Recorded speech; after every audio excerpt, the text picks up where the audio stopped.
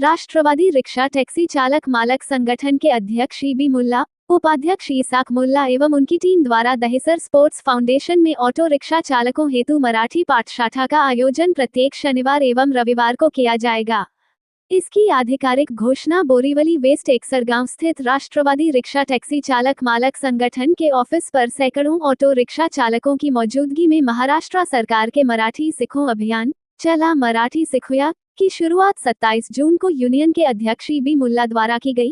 उन्होंने अपने भाषण में कहा कि मुंबई में कई राज्यों के लोग आकर ऑटो रिक्शा टैक्सी चलाकर अपने परिवार का पेट पालते हैं। ये लोग कम पढ़े लिखे हैं। महाराष्ट्र में मराठी भाषा सबको आनी चाहिए ताकि प्रवासियों के साथ अच्छे से वार्तालाप हो सके।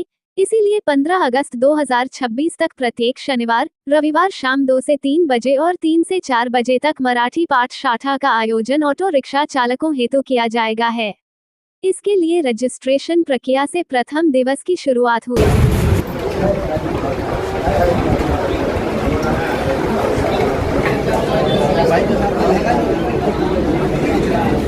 चला शिकूया मराठी। जय महाराष्ट्र। आज जे आहे राष्ट्रवादी रिक्षा टॅक्सी चालक मालक संघटनेच्या वतीने महाराष्ट्र सरकारने जे निर्णय घेतलेला आहे की महाराष्ट्रामध्ये राहायचं आहे तो मराठी शिकायला लागणार। कारण की आपल्या महाराष्ट्रामध्ये उत्तर भारतीय पण आहेत, बिहारचे लोक पण आहेत, झारखंडचे लोक आहेत, गुजरातचे लोक आहेत, मद्रासचे लोक आहेत, कर्नाटकचे लोक आहेत। हे सर्व नि मराठी शिकला पाहिजे। रिक्षा चालकांनी खास करून रिक्षावाल्याच्या वरती लक्ष दिलेलं आहे। रिक्षावाल्यांनी जे परमिट दिलेलं आहे ते सर्व भाषेच्या लोकांना दिलेलं आहे। आज महाराष्ट्र सरकारचा मी अभिनंदन करतो की त्यांनी आज सर्व प्रांतच्या लोकांना परमिट दिलेला आहे आणि त्या लोकांनी पूर्ण सहकार्य आम्हाला केलेलं आहे। सरकारने आज प्रताप सर नाईक साहेबांनी हा विषय उचलला होता।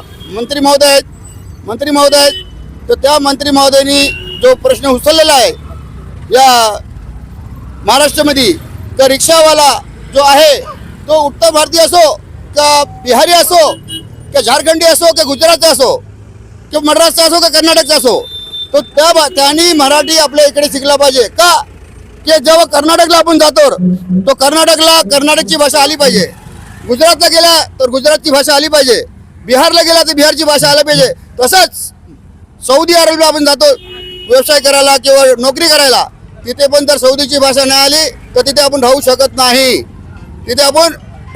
नाही। तर आज महाराष्ट्रामध्ये पण मराठी भाषा शिकली पाहिजे। असं यासाठी आज राष्ट्रवादी रिक्षा टॅक्सी चालक मालक संघटनेने मराठी शिकायचा ते आयोजन केलेलं आहे। त्यामध्ये आमचे ईसाक मुल्ला वैद्य सर आहेत, आमचे शिकवणारे आमचे मराठीचे सर आहेत, वैद्य सर आहेत आणि सर्व आमचे रिक्षा युनियनचे कार्यकर्ते आहेत।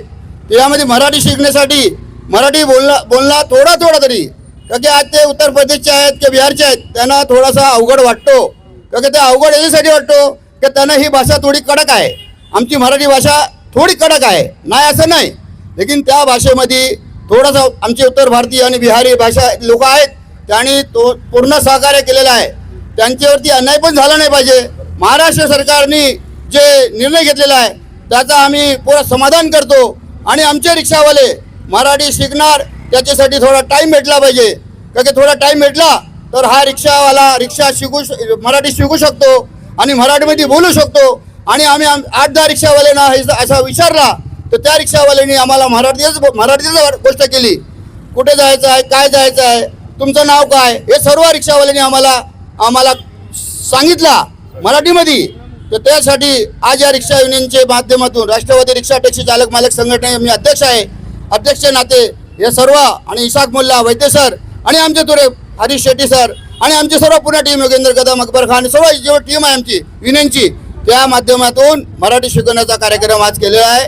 त्यामध्ये तुम्ही बघू शकता मीडियाच्या माध्यमातून का हे किती हजारो संख्येमध्ये इथे रिक्षावाले आलेले आहेत। त्यांना मराठी शिकायचं आहे। आज तुम्ही समजू शकता त्यांना आवड आहे म्हणून एवढे लोक जमा झालेले आहेत, नाहीतर एवढे लोक जमा कसे झाले असते जर आपण कोणाला काही बोलू तर लोक बोलले नाही मेरे को काम आहे, मला काम आहे असं म्हणतात। लेकिन आज तुम्ही बघितला मीडियाच्या माध्यमातून मीडियावाले दाखवले ना तुम्हाला का हे रिक्षावाल्यांना स्वतःला यूपी, बिहार, कर्नाटक, मद्रास आणि गुजरात यांना सर्वांना आवड आहे म्हणून सर्व आलेले आहेत। मी मीडियाच्या माध्यमातून सर्वांना धन्यवाद देतो. आज मराठी शिकण्यासाठी एवढे लोक आले आणि सर्वांना धन्यवाद देतो. जय हिंद, जय महाराष्ट्र. धन्यवाद सगळ्यांना. तुमचा उत्साह सर्व चांगला आहे आणि आपले मुल्लाजीने सांगितल्याप्रमाणे सगळे रिक्षा चालक इकडे उपस्थित झालेले आहेत. त्यांचा क्लास आता आपल्याला दैसरला फाउंडेशनवर घ्यायचा आहे, स्पोर्ट्स फाउंडेशन इथे, आणि रोज तो 2 ते 4 ह्या दरम्यान राहणार आहे. तिकडे आपण बॅचेस करणार आहोत, कारण सगळ्यांना कदाचित या 100-150 लोकांना एकत्र बसता येणार नाही, तर आपण 50-50 ची बॅच करू. आणि तुम्हाला हे थोडक्यात म्हणजे तुम्हाला काही वाचायचं नाही, बोलायचं आहे फक्त, आणि लिहायचं पण नाही. तर तुम्ही जेव्हा कस्टमरशी बोलाल तेव्हा ते कसं बोलायचं, त्यांच्याशी व्यवस्थित बोललं पाहिजे, कारण आपण हा महाराष्ट्र आहे. महाराष्ट्रात आपलं मराठी भाषा यायला पाहिजे, मराठी भाषेचा आपण अभिमान ठेवला पाहिजे.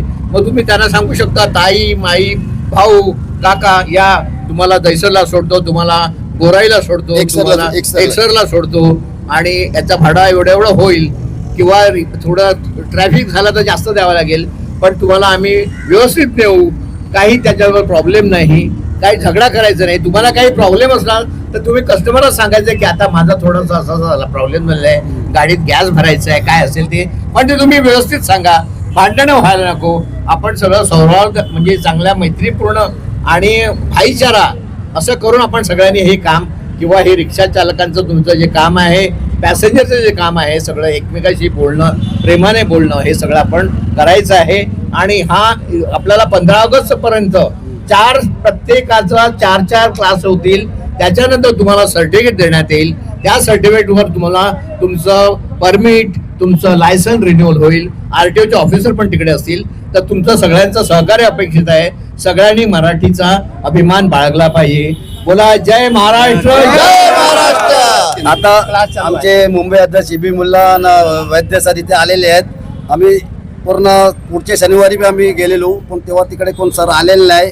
मग मी आपल्या फेसबुकवर, व्हॉट्सअपला मेसेज टाकला का बाय आपल्या 27 तारीख शनिवारी 12:30 वाजता रिक्षावाले इथे मराठी शिकायला सर येणार आहेत. इथून कुठे घेऊन जाणार ते सांगणार. काय काय पेपर लागणार आहे, परमिटचा झेरॉक्स लागणार आहे, लायसनचा झेरॉक्स लागणार आहे, 2 फोटो लागणार आहे, 2 फोटो लागणार. हे सर्व घेऊन आता आज तो समजा पूर्ण होणार नाही, पण आज सर्व तिकडे जाऊन ते आज क्लासचं ओपनिंग करणार आहेत. EB मुल्ला आणि बाकी लोक आहेत पुढे, ते ओपनिंग करण्याच्या नंतर सर्व दाखवणार. शनिवारी ना रविवारी 2 दिवस एक क्लास होणार, 2-2 तासाचे. 4 हप्त्यामध्ये 4 शनिवार जाणार, त्याला सर्टिफिकेट भेटणार. तर सर्टिफिकेट भेटल्याच्या नंतर RTO मध्ये त्यांना लायसन रिन्यू, परमिट रिन्यू, जे बी अडचण आहेत ते सर्व पूर्ण होणार. का हे जे बोललेत, यांचे जे मिसेस आहेत, ते जे लेडीज आहेत, त्यांनी काय बोललं, आमच्याकडनं जे सर्टिफिकेट, नल्ला सर्टिफिकेट चालणार नाही, कुठल्या सरचा बी सर्टिफिकेट चालणार नाही. जिथे तुम्ही क्लासमध्ये जाणार, जिथे आता आपण जाणार, त्याची सिग्नेचर लागणार. तुम्ही बोलणार तिथे गोरेगावची सिग्नेचर लागणार, मलाडची सिग्नेचर लागणार, ते चालणार नाही. जिकडे इथे जे आपले स्टुडंट आहेत इकडे येणार, जे शिकवणार सर, वैद्य सर असेल या संकेत सर असतील, जे बी सर असणार, त्यांचा सर्टिफिकेट लागणार. नाही तर तुम्ही आज इकडे काल तिकडे जाणार, ते बी चालणार नाही. एकाच जागेवर तुम्हाला सर्टिफिकेट घ्यायला लागेल, एकाच जागेवर 4 हप्ते तुम्हाला जायला लागणार आहे. त्यासाठी एवढे लोक कमी टायमामध्ये आलेत. सर्व रिक्षावाले मला सांगतात का बाबा आपल्याला मराठी शिकायचं आहे, आपलं स्टेट, आपली रोजीरोटी आहे इकडे. इथे जन्म बी झालेत, किती UP बिहारवाले, साऊथ आलेला मराठी आमच्यापेक्षा जास्त येतोय. चांगले बोलतात, अच्छा बोलतात. तर त्यासाठी एवढे लोक बिहारी आलं. मी RTOला बी बोलतोय का थोडा आता 15 ऑगस्टपर्यंत मदत करा. नाही तर आता आमचा एक मराठी माणूस रामदास पोतकुले होता, त्याला मराठी माणूस त्याला त्यांनी फेल केला साहेबांनी. तर फायदा काय मग असा सरकारचा? तुम्ही बोलता मराठी शिका, शब्द शिका, चांगला बोला, चांगला करा. तर मराठीत जर त्याचं नाव आहे रामदास पोतकुले, मग तुम्ही बोला तर बॅचचे नियम हे चुकीचं आहे का नाही? मी सरकारला आवाहन करतो आणि प्रताप नाईकला विचारतो, मराठी माणसाला बी तुम्ही फेल करणार तर कसं चालणार? ते होऊ नये. आम्ही बी RTOला मदत करू, या सरलाही मदत करू. ते सर्व आता धन्यवाद. जय महाराष्ट्र. मराठी भाषा शिकवत आहे, काय आहे तुमचं म्हणणं सांगा. हे बरं आहे ना. महाराष्ट्रामध्ये राहायचं तर मराठी शिकावं लागेल, बेसिकली बोलावं लागेल. जास्त नाही, एकदम म्हणजे पहिल्यापासून 10वी पर्यंत, म्हणजे बेसिक कुठे जायचं आहे, काय करायचं आहे, कुठे यायचं आहे, कुठे जायचं आहे, एवढे तरी यायला पाहिजे. आणि आम्ही शिकत EB भाई बद्दल काय सांगणार तुम्ही? आणि तुमच्यासाठी क्लास इथे ज्याला नाही त्याला थोडं म्हणजे बेसिकली शिकावं लागेल. थोडं महाराष्ट्रामध्ये राहायचं. जसं गुजरातमध्ये जायचं तर गुजराती, तामिळमध्ये जायचं तामिळ शिकावं लागेल. तसं महाराष्ट्रामध्ये थोडं तरी शिकावं लागेल.